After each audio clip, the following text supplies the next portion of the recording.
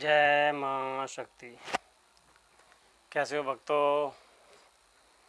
बस माता से यही दुआ करेंगे, जो हमारे भगत हैं, जो हमको सुनते हैं, माता उनका कल्याण करे, सबको सुख संपत्ति प्रदान करे।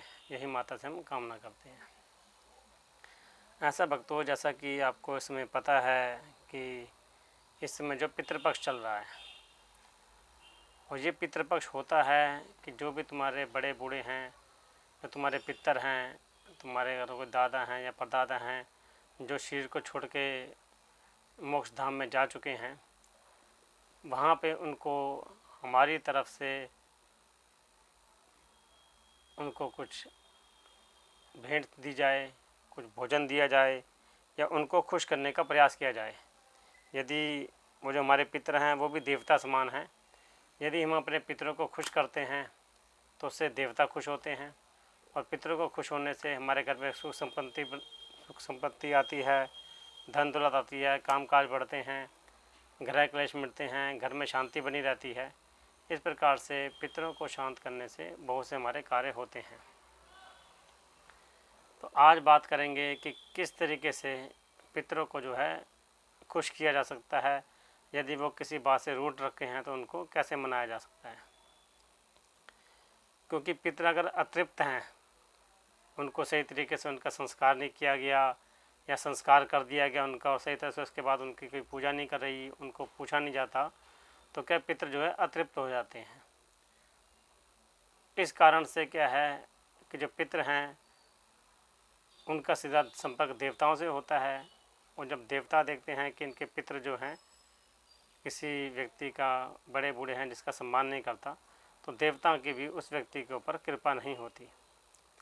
देवताओं की कृपा बनाने के लिए, पितरों को शांत करने के लिए कुछ एक बहुत ही आसान सा तरीका बता रहे हैं हम, वो अपनाइए। अभी तो पितृपक्ष चल रहे हैं, श्राद्ध चल रहे हैं, इसके अंदर आप करते हैं तो बहुत ही उत्तम है। यदि श्राद्ध के बाद भी अगर आप ये कर्म करते हैं तो आपके जो है इस कर्म करने से पितृ शांत होंगे, और आपके जो है कामकाज में तरक्की मिलेगी, आपको हर काम में बढ़ोतरी मिलेगी। अब करना ये है, आपको जिस दिन आपने पितरों की पूजा करनी है उसे एक दिन जो पहले आपको व्रत रखना है, और व्रत रख के एक सुपारी जो है मंदिर में या देवताओं के नाम से जो भी स्थान बना रखा हो अगर आपने पितरों का, उसके लिए आपने वहाँ पे एक सुपारी वहाँ पर रखनी है, और ये कहना है कि हे पितृ देवता, जो भी मेरे पितर हैं जिनको मैं जानता हूँ या नहीं भी जानता हूँ, वो आए हमारे, और जो भी मैं अपने खुशी खुशी से तुम्हारे को अर्पण करूँ वो स्वीकार करें। ऐसा करके आपने सब पितरों को आपने न्योता दे देना है।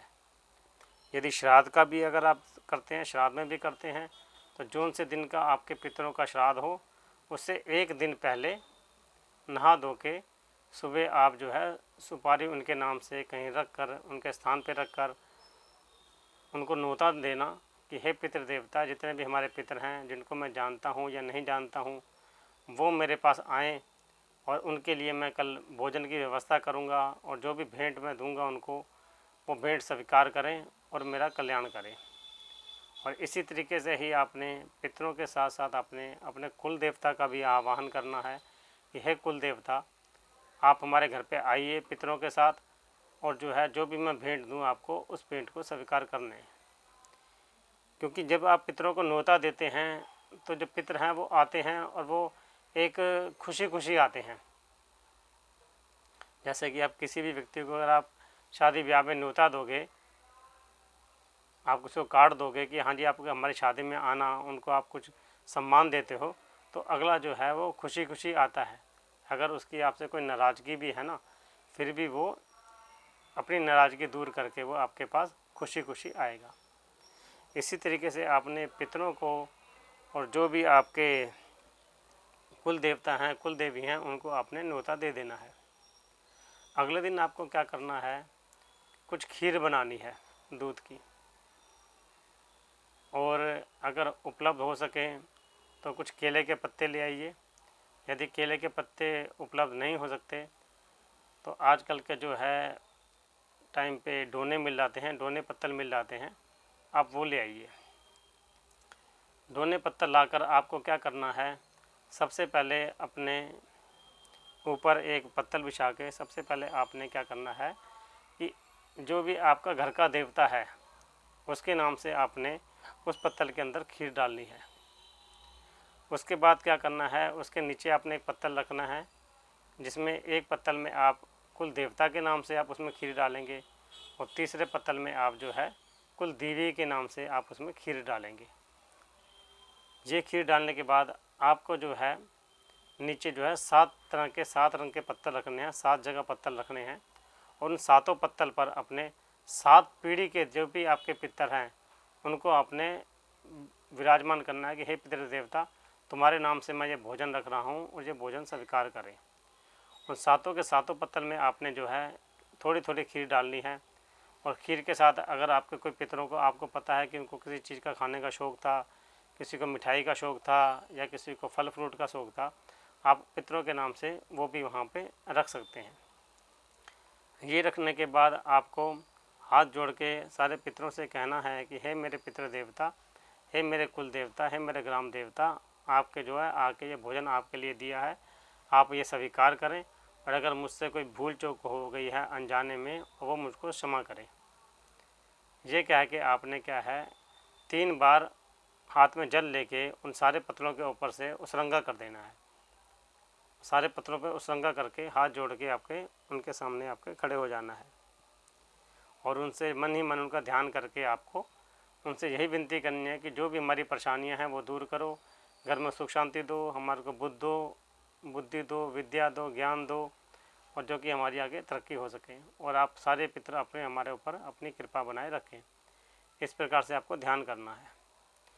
उसके बाद क्या करना है, आपको 3 पत्तल अलग से रखने हैं।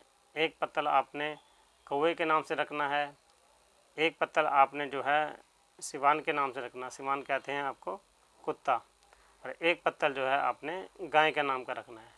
इन तीनों पत्तलों में आपको तीनों तरह का वहाँ पे थोड़ी थोड़ी खीर डाल देनी है और उनको भी आपने आवाहन करना है कि हे मेरी गैया माता, आके आके भोजन स्वीकार करें। और इसी बात से हे प्रभु काक भुषंड, हे कौवे, अगर आप नहीं भी बोल सकते हिंदी में बोल सकते हे कौवे महाराज, आके भोजन स्वीकार करें। इसी प्रकार से आपने कुत्ते के लिए जो भोजन रखा है उसी का आवाहन करना है कि आप इसे स्वीकार करें। और उसके बाद यदि आपको आस पड़ोस में कोई कुत्ता, कौवा या आपको गाय दिखती है तो ये आप पत्तल आप उनके नाम से उनको खिला सकते हैं। और उन ऐसे ही उन पत्तलों के ऊपर भी आपको 3 बार उसरंगा करना है, पानी उसकी तरफ चारों तरफ छिटक जाना है। ये हो गई बहुत सिंपल विधि। इस सिंपल विधि से यदि आप कार्य करेंगे तो माता की कृपा से आपके सारे काम सफल होंगे और पितृ जो है पूर्ण रूप से शांत होंगे। जय माँ शक्ति।